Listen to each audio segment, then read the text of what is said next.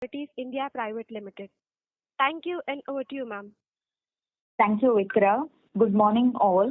On behalf of Elara Securities, we welcome you all to the Q3 FY26 earnings conference call of Muthoot Capital Services Ltd.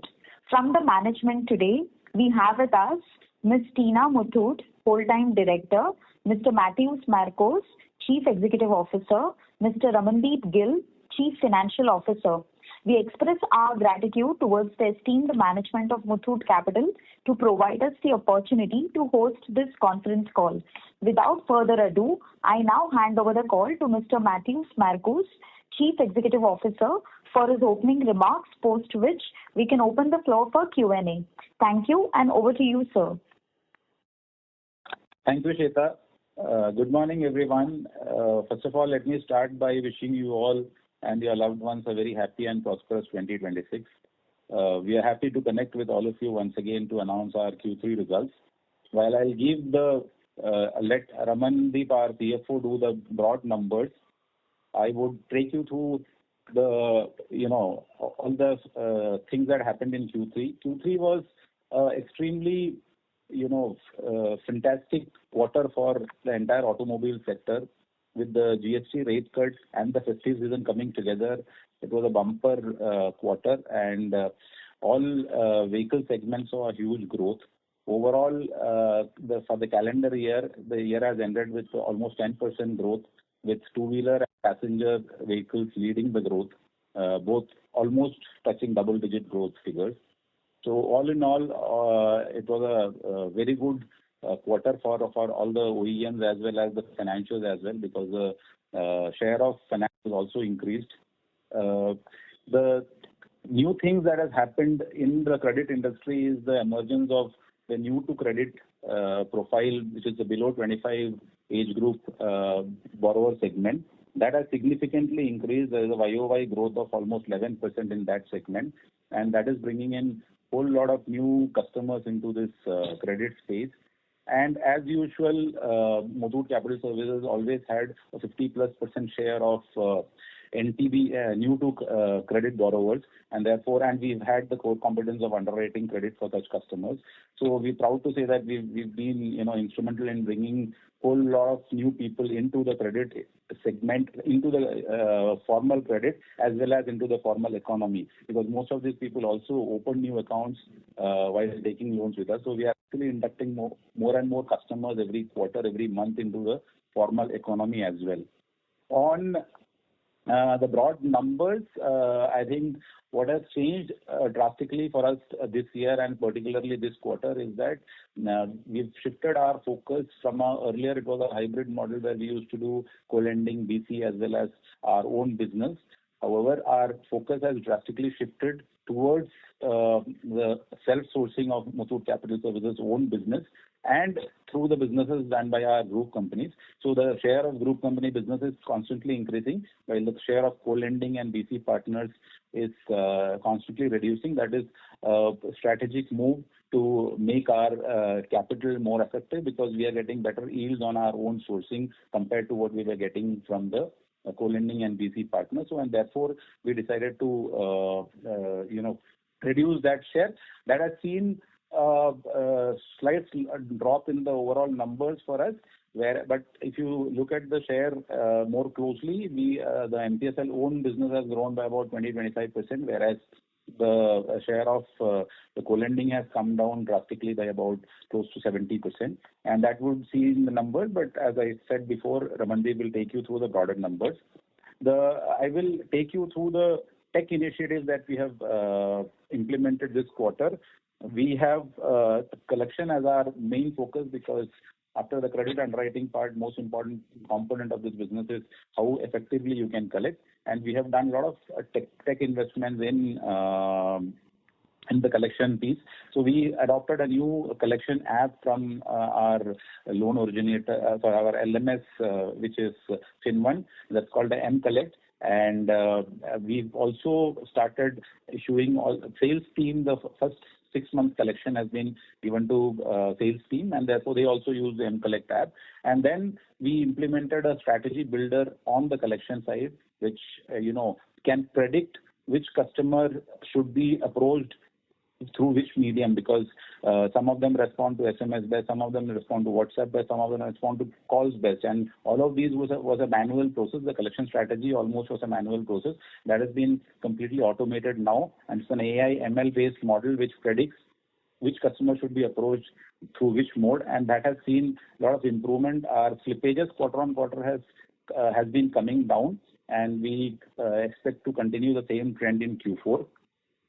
On the other initiatives that we have taken on the tech side, we have brought in agentic AI-based telecalling, which is reducing our physical strength of telecallers, and the cost has seen a drastic reduction, and the number of calls that we are able to make has drastically improved. All the team that used to take about 1 month to reach out to the customers can be done in just a matter of 1 day, because of the bot is capable of making any number of calls. Also, of course, the proportionate cost reduction is an added advantage to that, which will accrue over the next quarters in our financials as well. We were also able to launch a new product which took baby steps in construction equipment finance. We had launched commercial vehicles last year, and at that time itself we had said that we would be going the entire journey of having all the products on wheels under our folio, and as a step towards that, we have launched construction equipment last quarter, and we've started taking baby steps in that business. Q4 onwards, that business also will start increasing. And as I had mentioned before, the used two-wheeler product is also ready and is under UAT. So hopefully in January we will be able to go live with that also. So by the end of the calendar financial year, we will have all of these products offered over the counter from our stable, which is new two-wheeler, used car, used CV, used construction equipment, and the loyalty loan, which is a top-up loan over and above our two-wheeler customer base. We also saw growth in our retail FD book. As I had mentioned in our previous call that we have put up a retail liability sales team. So our retail FD book grew by about 26 crores in the quarter, and that has been the best growth for us. And we will continue leveraging on that growth story, and our aim is to cross 100 crores by the end of March, and that is where we will be reaching. So I think all in all, the quarter was good for us in terms of both numbers. In terms of you are aware that the first 2 quarters were low in terms of profitability, but we've been able to cover all of that and show strong results in Q3, and we will continue to grow at a rapid pace in Q4 as well. With that, I would hand it over to Ramandeep to take you through the broader numbers. Over to you, Ramandeep. Thank you, sir. Good morning all, and a very happy new year to all of you. Talking about the numbers, in this quarter we did 626 crore of disbursement. While doing that, we have added 64,458 customers, and we have taken our total live customer base to close to 6 lakhs now. This has taken my total AUM to 3,399 crore with a balance sheet size of 3,944 crores. The borrowing for the company stood at 3,198 crore, which took debt to equity of the company at 4.81x, and the CRAR of the company stood at 22.49%. The GNPA of the company on POS we have reported 5.93%, whereas NNPA 3%. The total growth from the Q3 of last year till now, the company has seen, wherein last Q3 of 25 financial year, the total AUM of the company was 2,832 crore. That has gone up to 3,399 crore in this quarter. Now, when we say in this quarter what we have done, so last year, the NCSL portfolio, I just wanted to give you a breakup of the portfolio between NCSL and the co-lending, as our CEO sir has said. Last year, at the same time, NCSL portfolio was 1,911 CR. Now, in this quarter, we are closing at 2,712 CR, marking a growth of 42% in the MCSL portfolio only. On the co-lending side, we have reached at a height of 939 CR as a co-lending closing portfolio. Now that has been brought down to 685 CR, marking a degrowth of 26% in the co-lending portfolio on year-on-year basis. On the product side, the company has four products effectively, wherein two-wheeler takes the overall share, and that has been and there are two more products which have been introduced by the company in the last financial year, which are used car and CVs.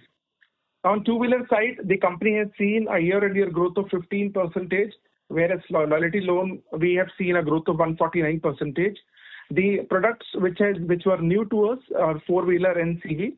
From four-wheeler side, we have seen a growth of 84% year-on-year, whereas on CV side, we have a remarkable growth of 476% year-on-year. Now, talking about the NPAs of the company and what is the kind of impairment expense that we have incurred that you people can also analyze in the financials as well. Product-wise, first we'll have split it into these four products, which are two-wheeler, used four-wheeler, CV, and loyalty loans. On my two-wheeler, the AUM of 2,308 crores, we have reported an NPA number of 214 crore. Of that, the provisioning has been made as 111 CR as a 50% provisioning. On used four-wheeler, the AUM stood at 136 crore with NPA of 2.40 CR. On that, the provisioning is 2.81 crores. And on the CV side, the closing AUM is 186 crore with 75 lakh of NPA. The provisioning here is 2.5 crores. Loyalty loan, we are closing an AUM of 50 crore with an NPA of 1.48 crore. Provisioning is 86 lakh, which is 50%. On CV and used car, since these are new businesses for us, that is the reason impairment expense for these is higher than the NPA. So overall impairment for this, including stage 1, 2, and 3, if we take on the NPA, it is more than 100%. Now, talking about the business of the company, last year at the same quarter, we did 845 crore of business. In this year, we did 625. Primarily, the growth we can see in the MCSL portfolio, but yes, in the other portfolio like partnerships, we have seen a degrowth here. Rating of the company in this quarter, CRISIL has upgraded us, like A+ was there. Now that has become A+ with a positive outlook with the A+. Now, from the revenue side of the company, which we can analyze from the P&L as well, the comparison has already been shared for the year-on-year. So for the first 9 months of the last year, the company has posted a revenue of 336 crore. In the first 9 months of this financial year, the company has posted a total income and revenue of 463.85 crore. The finance cost of the company, which was for the first 9 months of the last year, stood at 156 crore. That we have closed at 237 crore, which is basically a contribution towards the increase in the AUM. The OPEX of the company, which was 123 crore, we in first 9 months of the last year. Now in this year, we are reporting at 163.76 crore. The impairment expense, which was only 2.82 crore for the first 9 months of the last year, now therein we have seen it has gone up to 54.59 crore, which has given us a bit of it in the profitability of the company for this year. In this year, taking the conscious call, because we knew that from the Q4 of the last year onwards, slippages were happening in the NPA. So company has took a conscious call of taking my NPA of taking my LTV from which used to be 84.57%. Now that has been brought down to 79% as an LTV on which we are operating. The overall yield on which the blended yield on which the company is operating is 20.42%, whereas incremental yield for the Q3 onwards, the sourcing that we have done, for two-wheeler, we are operating at 22.25%. For CV, we are operating at 17.39%. And for four-wheeler, we are operating at 18.36%. Loyalty loans, we are operating at 24.92%. So We have also seen an income in the form of insurance income, wherein we have taken a corporate agency at the start of this financial year. In this quarter, we booked an income of 2.31 crore. The partners are Godjet, Lombard, and Across Assists. On the portfolio side of the company, the standard assets of the company stood at 93.55%, and remaining contribute to the stage 3 asset, which including of interest comes at 6.45%. Bucket-wise analysis we did on my zero bucket stood at 83.77%, which is fairly good as compared to the last quarters. On the source-wise analysis, when we do, the dealer channel contribute 8% of the NPA, whereas alternate channel is contributing 7.5%. And on the segment-wise analysis, when we do our four-wheelers, when we say used car, this is contributing 1.75% of the NPA, and my CV is contributing only 0.40%. Our CEO sir has also spoken on these slippages. Yes, in the Q1, when the company has reported a loss at -4 crores, wherein we can see the slippages as when we say slippages, which means percentage of flow forward towards my standard AUM. It used to be 0.91%. That has been gone down to 0.80% in Q2. And in Q3, we have reported it 0.65%. So it's a good achievement, wherein basis on this, we can see that the worst which we have seen in Q1, that has been over, and Q2 we have seen an improvement, and from Q3 onwards we are onwards and upwards, specifically for the NPA side of the company. When the slippages were so high, the rollback, the repo sale, and the recoveries from those NPAs have been increased substantially in this quarter. So therefore, what we have seen, we have taken a detailed study wherein we have taken help from the outside consultant to build an ECL for the company in Q2. In that, we have seen what is the LGD for the various product on which the company has to operate. So for two-wheelers, since the company, we have the data since inception, we have taken the total LGD of the company, which was coming to 28%. On a conscious call, we have added 2% extra there. Now, on my four-wheeler and my CVs, wherein the company is not having enough information since we have started recently, we have taken a market study of that. On that, we have posted an LGD of 40 and 45%. That is what we have taken a feeler from the market, so which is fairly high. Therefore, keeping the entire view where the LGD of the company should operate at, the PCR of the company was at 60%, and that too from last 12 to 15 months. And seeing the trend wherein the roll forward to NPA has also been brought down from 0.91% to 0.65. The company has taken a conscious call of bringing down the PCR from 60 to 50%, and therefore the release in the overlay has happened in this quarter. Apart from them, one more change has happened. We have also analyzed the portfolio wherein the company is not getting recoveries from those portfolio, and DPD is fairly 450 days plus. So we have taken a portfolio of D3, D2 and D1, wherein no contribution is happening. And because of no contribution is happening from this portfolio, the numerator keep stagnant. And when I said that MCSL portfolio is growing, whereas we are consciously taking efforts of not growing the other partners, co-lending and BBC portfolios are not growing. So which is basically giving me a hit also in my overall GNPA. This GNPA has not been created. Now it is basically coming from the pool of D1, D2 and D3.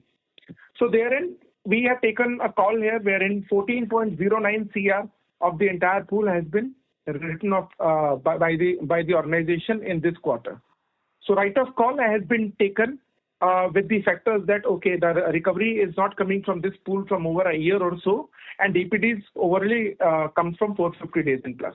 Before taking that call, what we have done, we have also analyzed the static pool, which I have also shared in the investor slide this time. The month 5 and month 6, month 5 onwards to month 12 to month 18, we have analyzed that if a case is on the book, then the NPA trend, when it moves to stage 3, what is the contribution? So when at month 5 we have seen it has gone to 1%, at month 8 it has gone up to 3%, in some period it has gone up to 5% as well. Whereas for the sourcing that we have done from the last 12 months or so, we have seen that month 5 has almost become 0 now. And month 8, which used to be as high as 4 to 5%, that has been gone down to 1% only. And month 12, which has reached to 7%, has now been gone down to 4%. So with these factual things and seeing the improvement in the fresh flow, seeing the improvement in the stage 3, the entire calls have been taken, which I have just explained. Then there's one more thing. We also compare if we take then what is my ECL versus IRAC of the company. As far as the RBI classification and following the RBI norms, IRAC norms, the company need to have an impairment of 72.93 crore.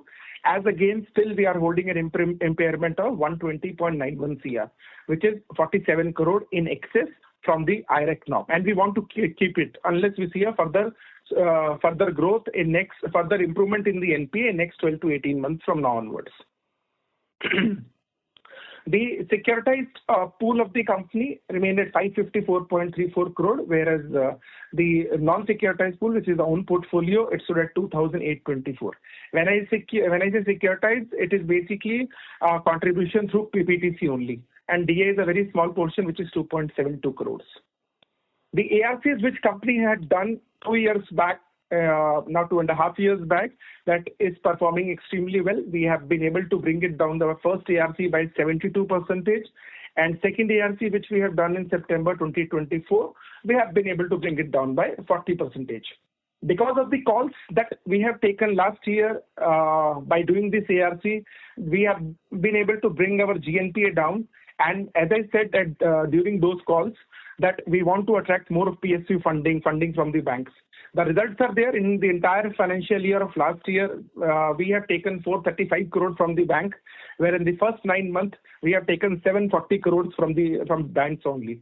So therefore, the relying on the higher cost funds from the market has gone down. That has also helped us in bringing the overall cost of funds for us.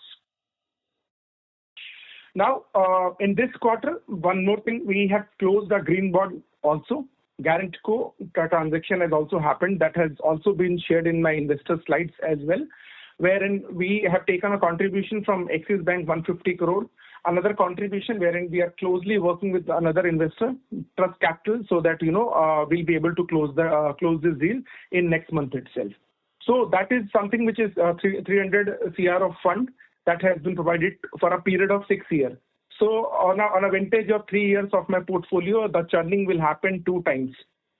Talking about the shareholding pattern of the company, the promoters stood strong till now. They are at 63.33%. The retails standing at 26.31%, and remaining is contributed by the corporates.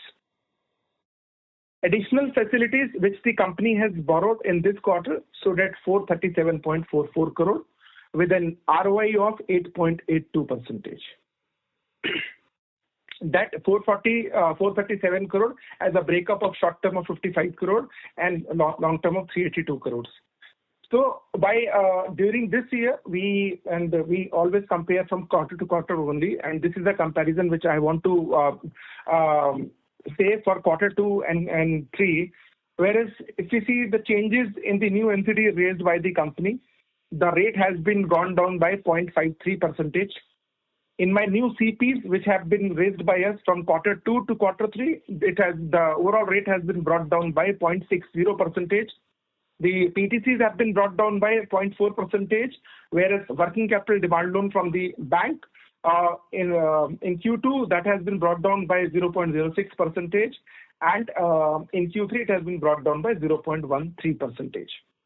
On the fixed deposit side of the company has made a remarkable growth in Q3 as compared to Q2, wherein the growth stood at 243%. We have raised 25.81 CR from the fixed deposit of the company, taking the total book at 67.28 crore with an aim to close at more than 100 crores by the end of this financial year. Talking about the structured liquidity and the ALM that has been filed by us to RBI, we can clearly say that there is no cumulative mismatch as of now. The liquidity of the company remains firm, wherein we are always reporting an LCR of the requirement from the RBI is 100%. We are hovering around somewhere around 115 to 125%, which is a very, very good sign. The term sheets and the sanction on hand has already provided us enough strength to say that, we'll be able to maintain this LCR for the next 2 quarters as well. So now and then, the overall investments in the overall yield, which the company does in terms of my PTC investment, SLR investment, the fixed deposit that we have with the bank, we are carrying an overall yield of 7%. In quarter 2, wherein I had a borrowing cost on my ROI at 9.66%, in quarter 3 I am reporting this as 8.82%, which is a very significant change, a drop. And the XIR of 10.30% has been reported at 10.09%, which it is also a very significant drop. With this, I would like to hand over the call to Shweta to take the questions. Thank you so much.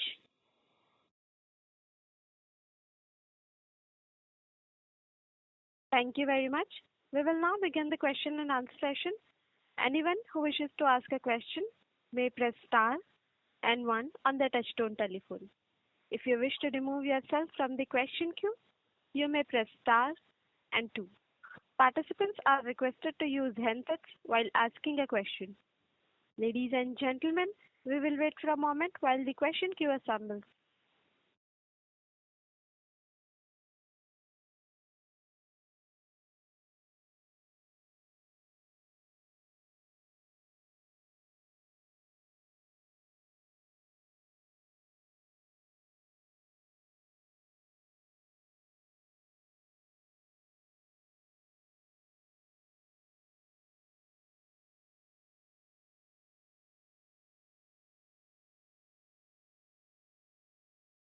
The first question is from the line of Amit Mehendale from Muthoot Capital. Please go ahead. Thank you. My first question is on loan book. So how do you see loan book in FY27 and 28? And also there was a discussion last time on 2% ROA on the last call. So how do you see that? Do you see you hitting ROA of 2% in next year?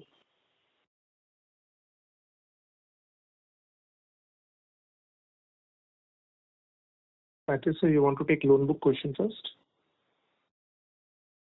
Yeah, okay.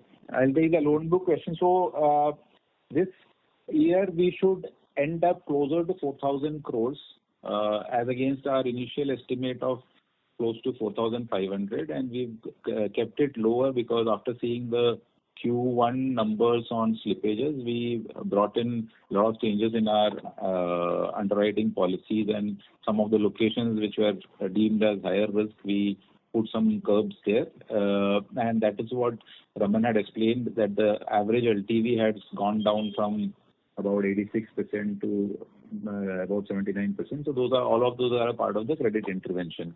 But having done that and seen the results on the existing portfolio and how the new portfolio that has been created this year has behaved, we are confident to go along with the growth path. So the earlier guidance that we had given as a part of our strategic objective is to become a 10,000 crore AUM company by 2028. We are not revising our guidance. So according to that, we will calibrate our, so next month when we go into our budget session, we will build our budgets around that number so that we don't miss that 2028 mark of 10,000 crores. So that's the broad guidance. This year we should close with around 2,500 crores of disbursement, and next year onwards we should look at anything close to 4,000 crores as additional incremental disbursement. Raman, you can take the question on ROA. Second thing, okay. Thank you so much for asking this question. So, as I said in last quarter also, which I missed saying when I was initially speaking to you, I have also said one more thing in last quarter, that we'll be doing a DA. right? And that was also a part of the plan which we wanted to execute in Q3. Two reasons stopped us. Number one, the portfolio growth has to come. Now we know that overall portfolio, because our partnership is not growing and doing a DA at the same time, the growth will not come. Number one. Number two, the deals that we wanted to do a fairly large ticket, wherein the overall cost of the company has to go down. So that is the reason all those trends which I have shows my stage 3 asset trend in month 5 to month 12 is going down. That is all helping me in securing a deal now. So with that, the overall costing of the company can also be saved. So we have tried that, but the deal size and the rate of the deal has not matched as well. So in this quarter, we want to do that. With this will help us in bringing up my overall ROA for the closing year. Second thing, on the next year, then what will happen is, based on my Q3 results, wherein I have seen the slippages improvement, I am expecting the same slippages to continue, right? I'm expecting some same slippages, which means 0.65 will become either will stay 0.65 or lower, but the overall denominator will grow. So which means the total NPA and the GNP of the company would be much lower. So those numbers also we have received internally. We are just working on it, how it will look like. With this trend, I am expecting a good ROA for the upcoming year as well. But most importantly for us, that how we close this FI. So based on all the workings that we are having, we are trying to close one transaction of DA with a good NPA numbers at the end of next 2 months. So we people will be able to communicate the exact ROA numbers, which will be close to at the end of next quarter call. That's how we are going to go in the upcoming financial year. Thanks for that, sir. If I may look at the quarterly numbers, if your NII, for example, Q3 is about 74 crores and OPEX is about 58 crores. So if I do basic math, it leaves us with about 60 crores a year. And if I take a steady state 2% provisioning on the loan book, that also gives me about 60 crores. So I don't know how, you're calculating, but I don't see, any number anywhere close to 2%. And maybe you can, correct my numbers, quarterly numbers, that will help. Yeah. So I'm just opening that file only now. So when you say NII for this quarter, you have seen 74 crores. Wait a minute. I am just opening that as well. Yeah.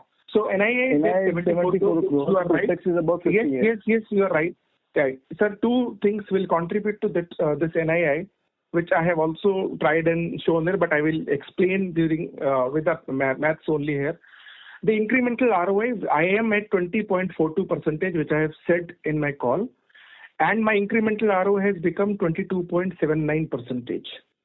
So that ROI is something which is contributing towards the top line. Number two, my cost of funds are going down. And number three, the impairment cost, which you have taken at 2%, I am as of now is 1.25% on the entire book. And this is what we want to continue with the same. So with that, I'm expecting good numbers, because when you see that your overall top line will increase by 2% on a business of around 2,600 crore, which is a basic average business.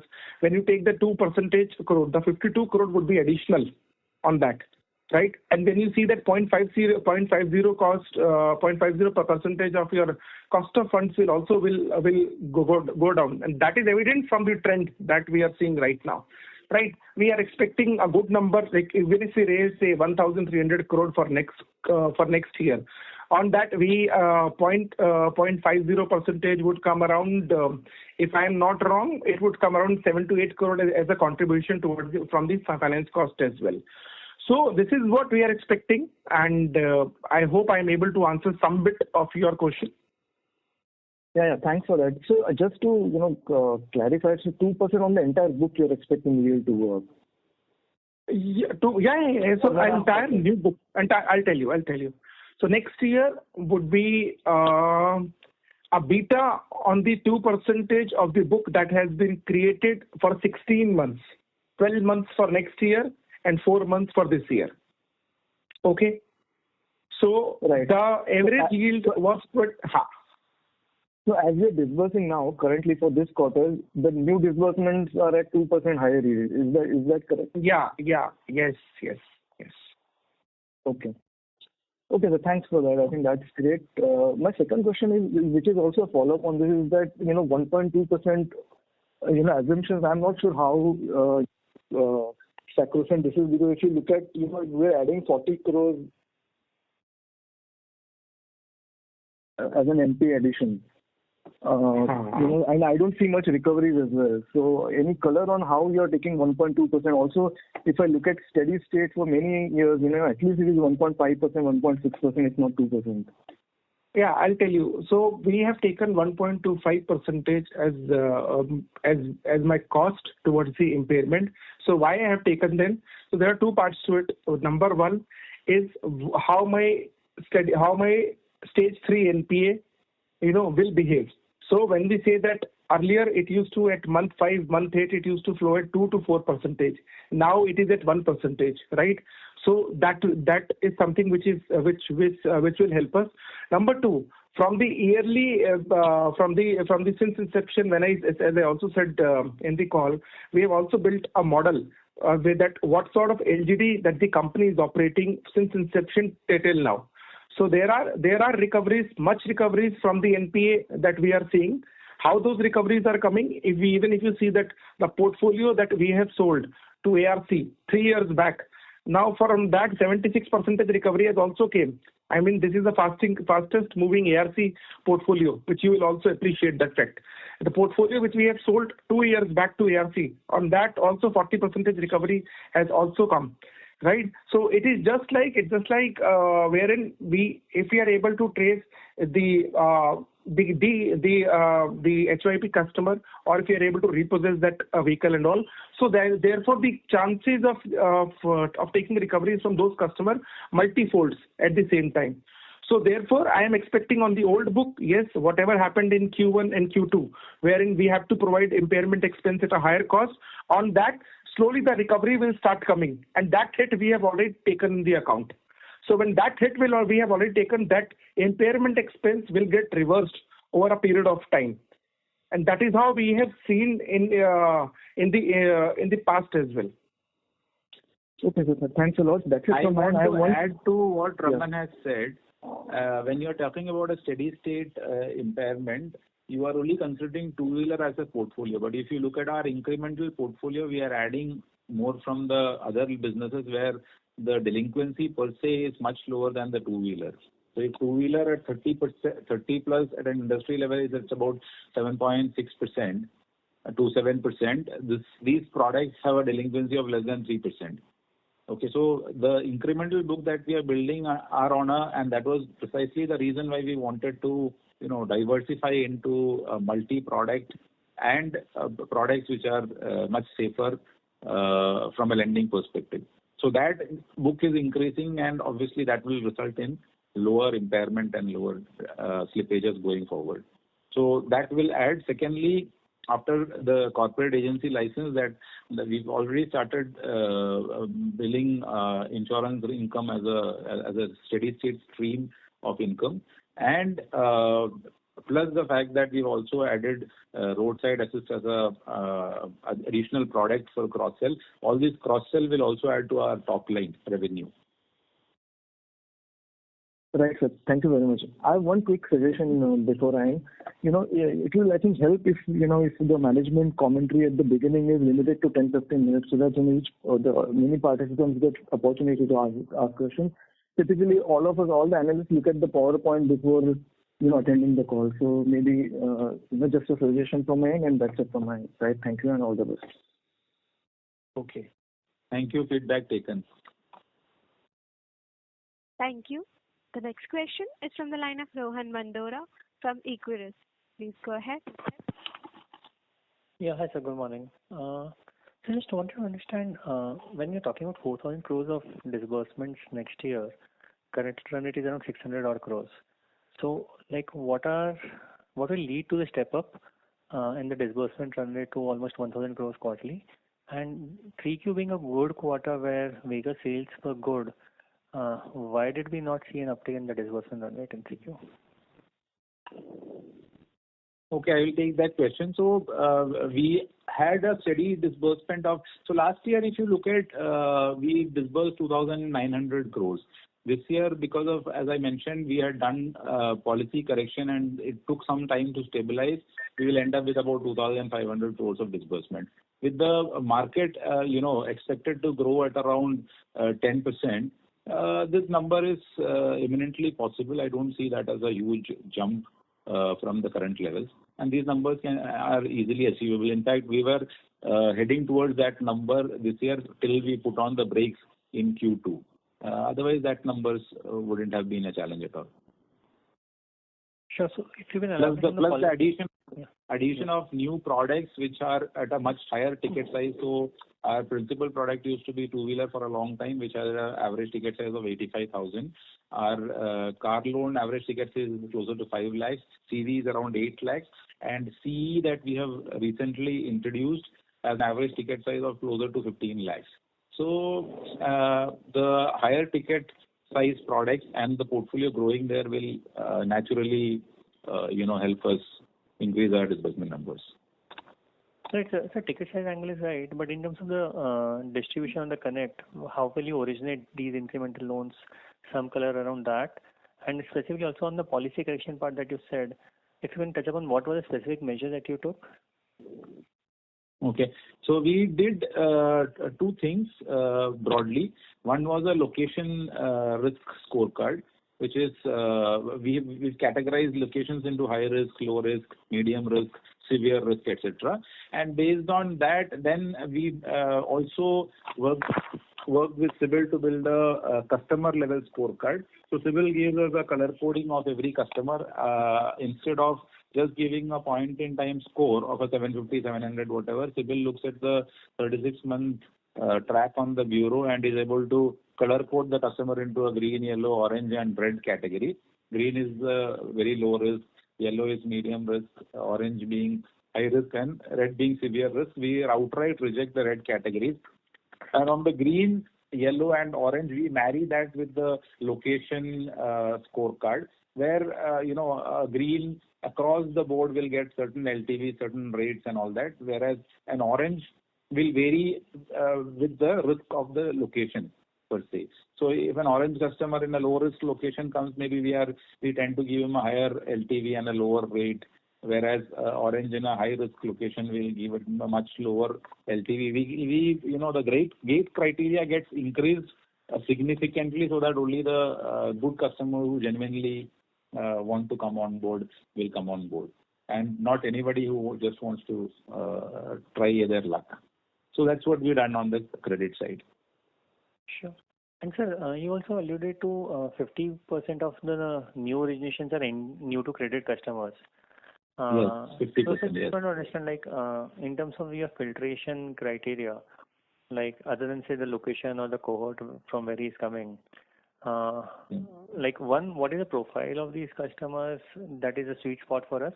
And secondly, are there any customer specific parameters that we look into while underwriting these customers, and how has been the portfolio behavior of NTC versus existing to credit customers in the last 2-3 years?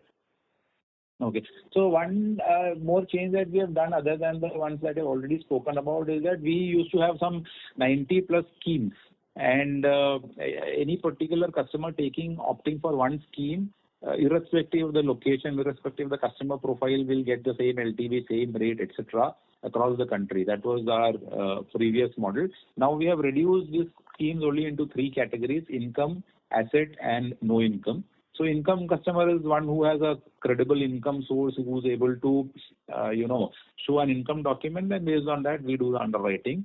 An asset customer is somebody who has a own house proof, which we verify with an online document which can be verified online. So here it is not considerably enhancing the credit profile of the customer. However, we know that the customer is contactable because he will not run away. He has his own house, which is worth some amount, which is much, much higher than the loan that we are giving, and therefore he is not going to run away. He is contactable, and therefore at some stage, at an eventuality, we will be able to, either do a settlement with the customer or do a repossession, so on and so forth. And the NIP is the riskier segment where we have consciously reduced our LTVs to ensure that only the right profile who has some equity to give will get onboarded. When the customer has in this business, the biggest part is about how much the equity customer is willing to put. If the equity is very low, the interest in servicing the loan becomes lower. But if the equity is substantial, one, we don't incur a loss if we have to finally take a call of a repossession. And two, the customer, since he has an equity put in, he also ensures that even if there is a slight default, he continues to pay the loan and close the loan.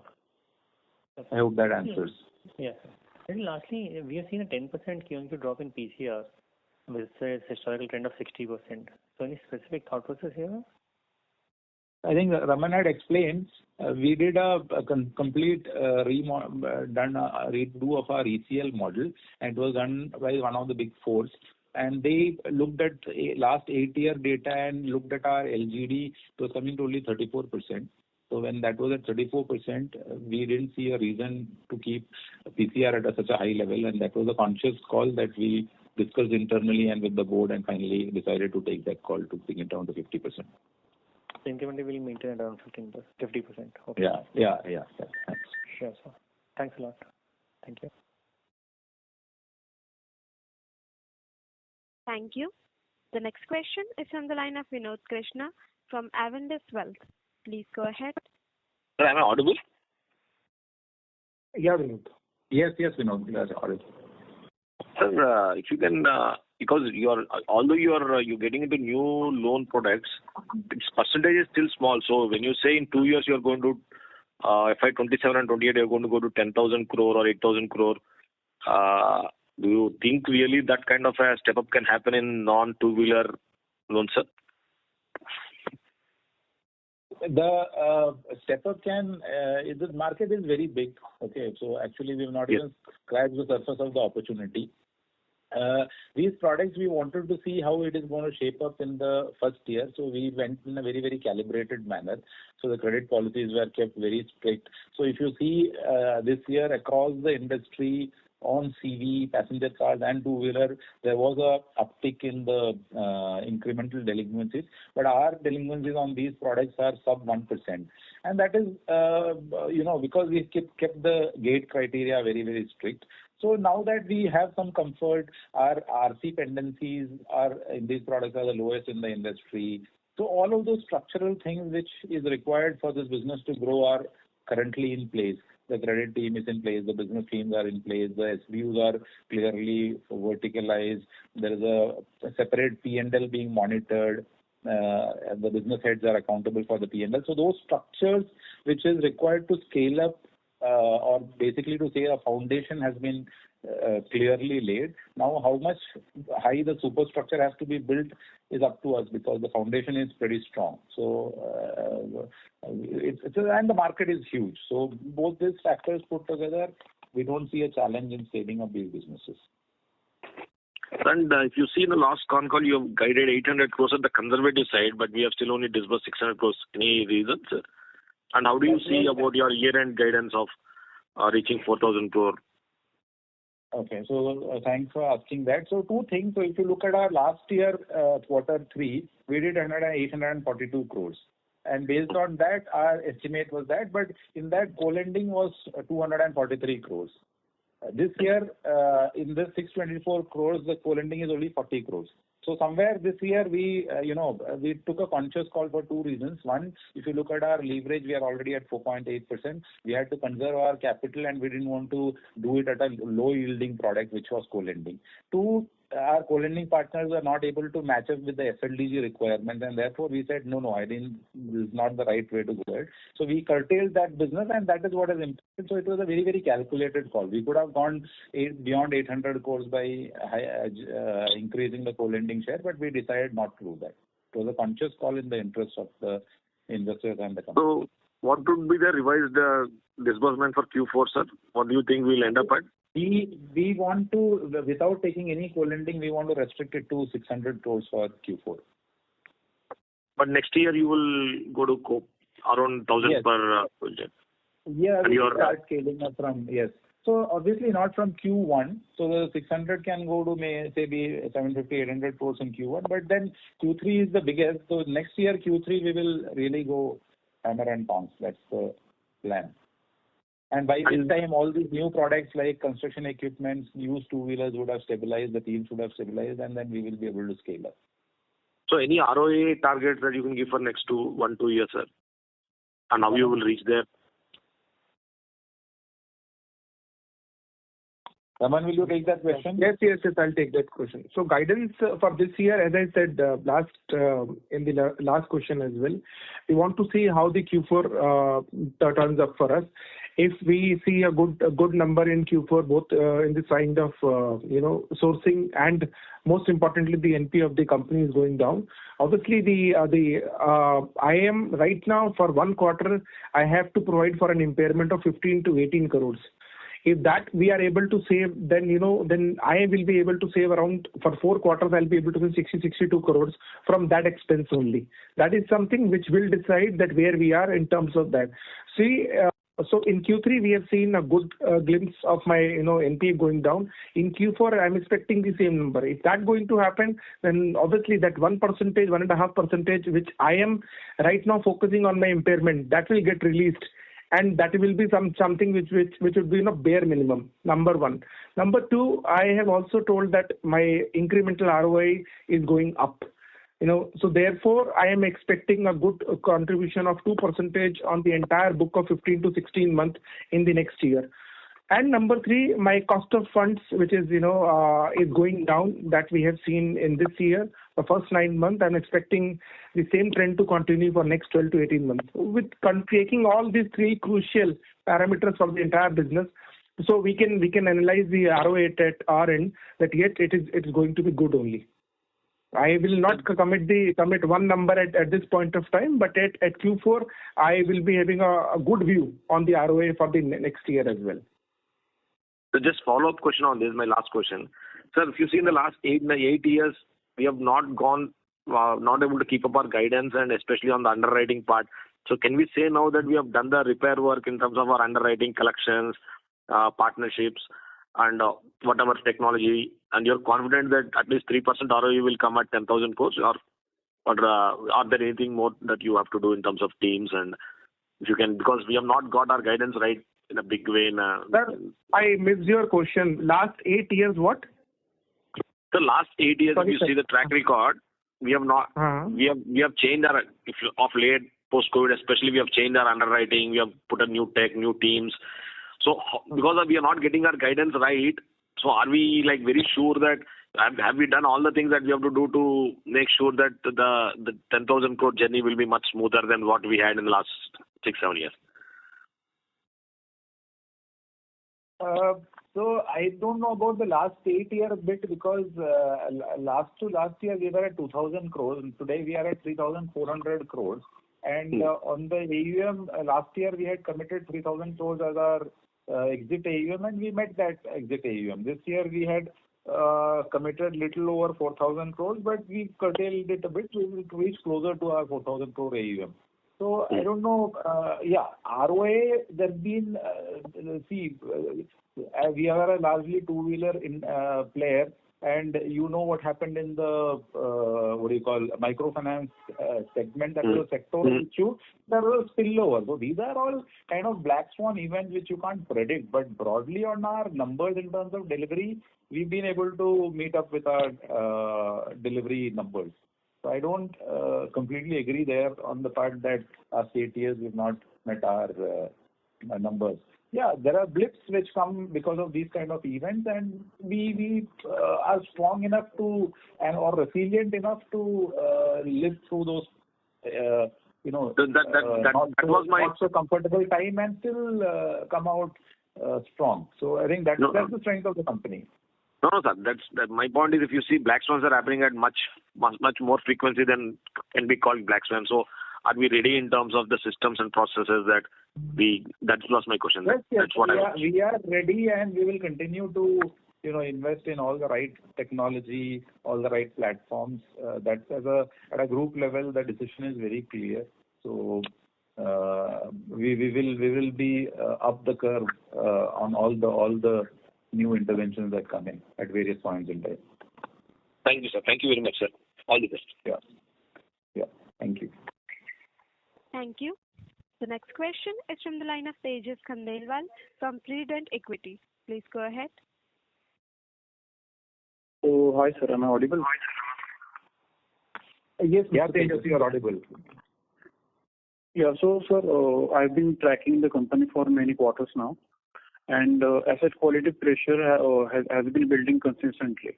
And in every earning call, each time I have asked about it, the response has been very confident that things are under control, DA deals are going to happen, or profits will come through, and God knows what not. And sir, even in the last quarter, the guidance which you had given about 60 crores PAT for second half, that was very unrealistic. And this Q3 result is very disappointing because, sir, without that big provision release of 20 crores, your result would have looked very horrible. And sir, on the growth side, while the two-wheeler sector showed very massive numbers this quarter, but our advances grew just 3% quarter on quarter. And if you look at disbursements, so those are down by 26% year on year. So, sir, honestly, we feel very misled by the repeated optimism that has not matched the numbers. So, I have one question: that are we going to keep getting the same unrealistic positive commentary, or can we expect a more realistic outlook from here on? So I will take on the growth part. Thanks for putting this question. Very clearly, since there was a deterioration in our credit quality, as any company which is wise would have taken the call, we have also taken a call to calibrate our disbursement. It was not meaningful to continue with the same pace of growth without putting some checks and balances in place, and that is what we have done. So therefore, it has seen an impact on our overall numbers, and that is also a result why our ROAs have also gone down.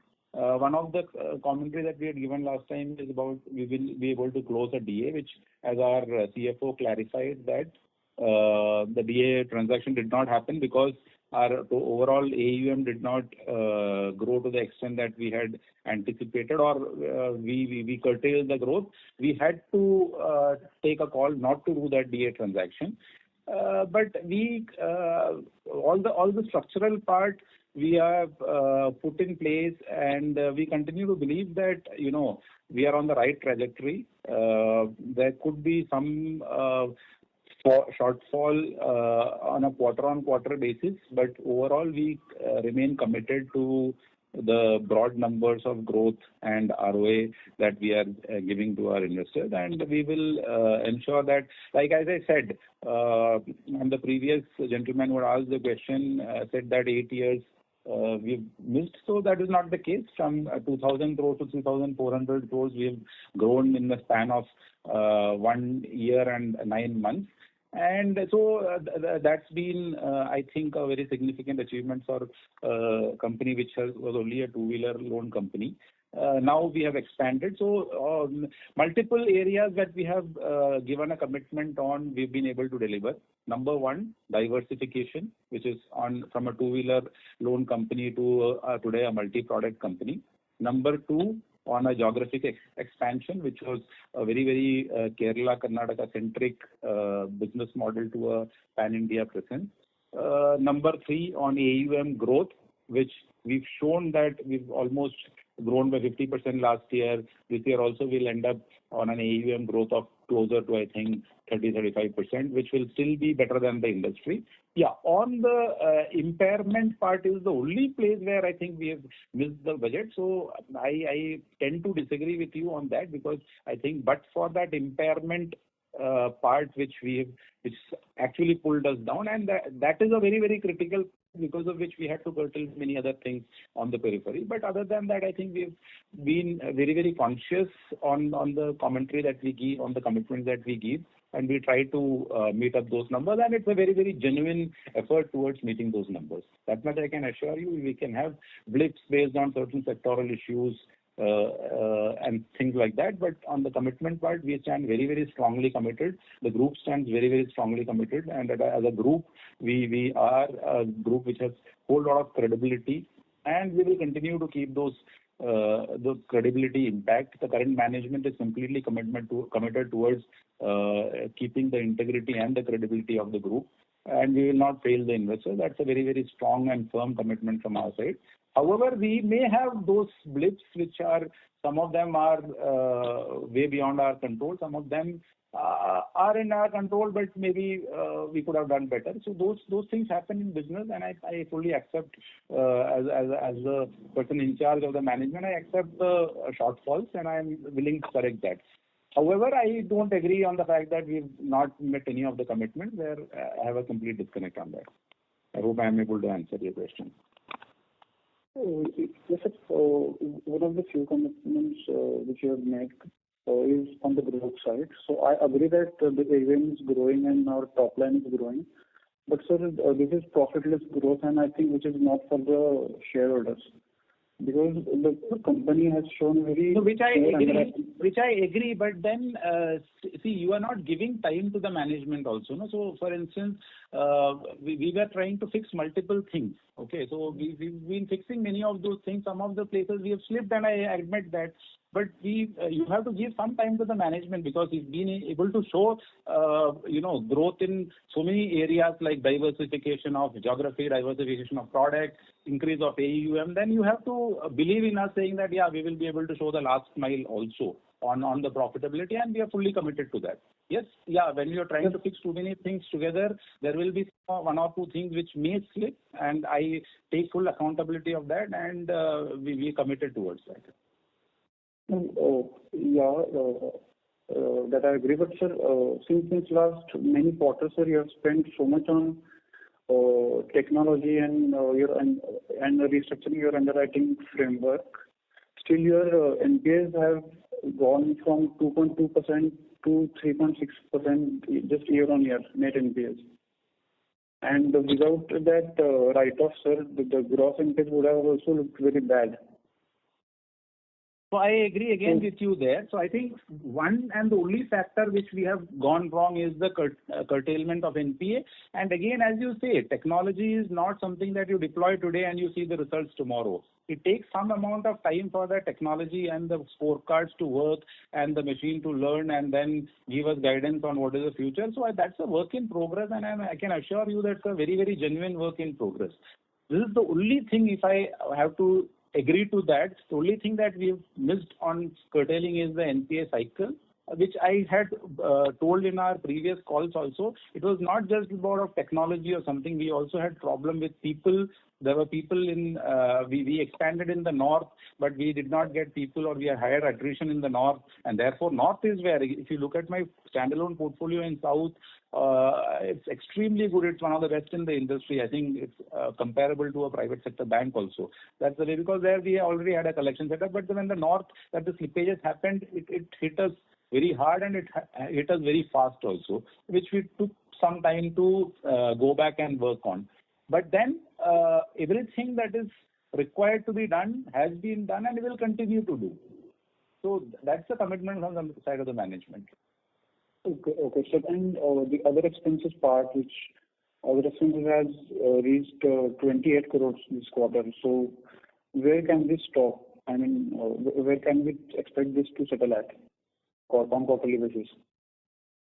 Raman, you want to take that? Yeah, I'll take that. So if you compare the quarter versus quarter, yes, you might see that other expenses has gone up, and wherein the other expense is basically towards the function of that what all we are investing towards all my technology, towards my software. Wherein the expansion side of it has already been stopped now. Wherein whatever we wanted to incur for the expansion side, that has already been done. We are very conscious now, whatever, even for a single rupee that we have to do towards the expansion, towards the tech or whatever we have to do. So that is something we are keeping in mind right from the start of this financial year, as we suffered a loss in Q1. And now we know that whatever we will be spending on the other expense side also, that is something wherein we are answerable to each and everything on that. So this is something, we are expecting that these kind of expenses are not growing that much. If they are growing, then they would be having a direct impact on the on the sourcing or top line. This is what we are expecting from it, and we have started taking a review on it as well. Okay. And sir, what growth can we expect in four-wheeler and CV segment in FY27? So our focus area is on the four-wheeler and CV. We should next year try to close 1,000 crore plus disbursement on both these products put together. And there the runoff is very, very slow because the AUM is just building. So as of now, whatever I disburse is closer to what I add on the AUM in these two products. So it should be in that range. Okay, sir. So those questions are from my side. And sir, I just hope that you do some changes in your underwriting skills because the company has shown very poor underwriting. So thank you. Pardon? No, I'm saying that I just hope you do some changes in your underwriting skills because the NPAs are rising like anything. Yeah, we are doing that. We have already done that also. So you will see the results in the coming quarters on that. Okay. Thank you. Thank you. Ladies and gentlemen, due to time constraint, that was the last question for today. I now hand the conference over to the management for closing comments. Thank you, and over to the management. Yeah, thank you very much, all of you, for coming on the call. And as I have mentioned before, also you continue to challenge us in terms of your questions, and we stay committed to the commitments that we are making. As I said before, we have been able to surmount many of the challenges that we have, and we've fixed a lot of those things. And I think one area that we still need to fix is the collection efficiency and the NPA bit, which we are putting all efforts to do that. And I want to assure all the investors on behalf of the management that you will see results on that in the quarters to come. Thank you so much for your continued support and patronage, and we really appreciate that. Thank you. Thank you very much. On behalf of Elara Securities India Private Limited, that concludes this conference. Thank you all for joining us today, and you may now disconnect your lines. Thank you.